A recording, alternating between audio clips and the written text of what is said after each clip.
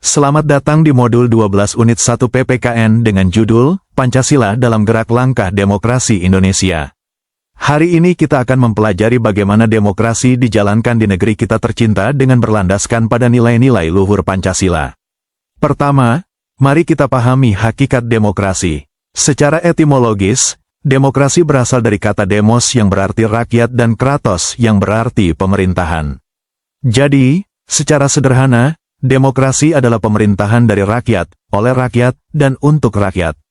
Namun, di Indonesia, kita tidak hanya menjalankan demokrasi biasa, melainkan demokrasi Pancasila. Ciri khas utama demokrasi Pancasila adalah adanya musyawarah untuk mufakat.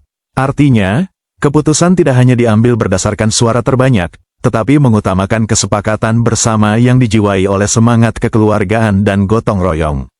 Ada 3 prinsip utama yang harus kita pegang. Pertama, persamaan hak bagi seluruh rakyat Indonesia. Kedua, keseimbangan antara hak dan kewajiban. Dan ketiga, pelaksanaan kebebasan yang bertanggung jawab secara moral kepada Tuhan Yang Maha Esa. Bagian 2, perjalanan demokrasi di Indonesia. Demokrasi di Indonesia telah melewati berbagai periode sejarah yang panjang. Kita pernah mengalami masa demokrasi parlementer, kemudian demokrasi terpimpin, berlanjut ke masa Orde Baru, hingga akhirnya kita sampai pada masa reformasi yang kita jalani saat ini.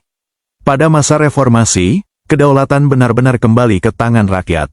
Pelaksanaan demokrasi ditandai dengan pemilihan umum yang dilakukan secara langsung untuk memilih presiden, wakil rakyat di DPR dan DPD, hingga kepala daerah.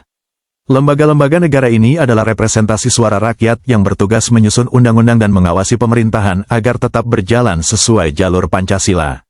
Bagian 3, etika dan tantangan demokrasi. Perlu diingat bahwa demokrasi tidak akan berjalan dengan baik tanpa partisipasi aktif warga negara.